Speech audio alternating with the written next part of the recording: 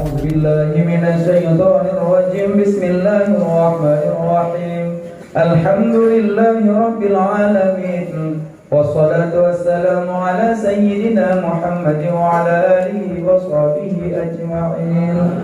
Ya Allah, ampun dosa kamu, dosa jarang, dosa kaki, dosa pipi, dosa mata, dosa hati yang tersembunyi. Kadang mendengki, mencaci maki saudara yang seiman seagama. Ya Allah, ampun dosa kedua urung si kamu, negasi sayang kedua urung si kamu, nekandung kamu rapuh tulung, nekandung kamu susah gelisah. Ya Allah, maaf ampun dosa kedua urung si kamu, urung si agam kamu, numita napaka netamong dalam limusnya mata, mudarah mata, mudarah kaki bak demi napakah ke kamu. Tinggai sembahyang, tinggai puasa, tinggai jabut bak demi ke kamu. Ya Allah, napa maaf, napa ampun dosa urang si kamu. Ya Allah, menjadikan kubu urang si kamu sabab kubun daripada kubun syurga, ben menjadikan sabab lubang daripada lubang neraka. Ya Allah, napa ampun dosa bandung bore kamu. Ya Allah, napa ampun dosa urang yang hina-hina kamu.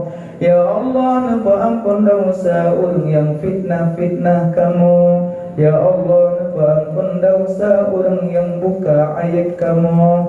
Ya Allah, napa ampun dosa urang yang tuduh-tuduh kamu. Ya Allah, nabri ke kamu selamat iman dunia dan akhirat. Ya Allah, nabri kamu bemalim, nabri beiksabi kamu tim tuntun ilmu agama. Ya Allah, nabri kamu wujud ke anak yang soleh, anak yang lebih di dalam agama. Ya Allah, nabri hati kamu yang beglih, bekna teriri sifat tekabo dengki ujub dengan ria.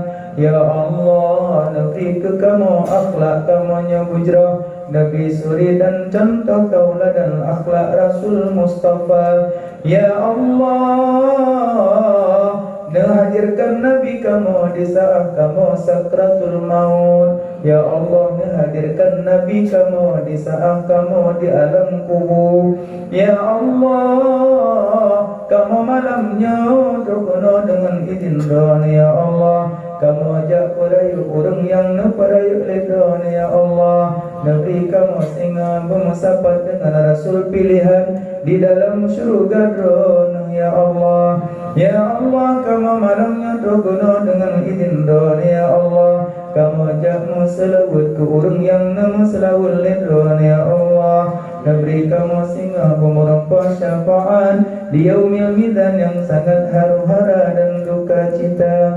Ya Allah, kamu sangat rindu ke Muhammad Rasul drone. Ya Allah, ya Allah, dengan berkat urang lahir Rasul drone. Ya Allah, dengan berkat Muhammad Nabi Rasul drone. Ya Allah, napuji oban dumbala mara bahaya bencana kezaliman penyakit wabah corona. Ya Allah, ya Allah, bala yang kan nabi nabina. Ya Allah, bala yang golong nabi ben nabi. Ya Allah, kamu nyo hamba yang hina hana daya dan upaya, hanya dunia Allah yang berkuasa. Rabbana atina fid dunya hasanah wa fil akhirati hasanah wa qina adzaban nar.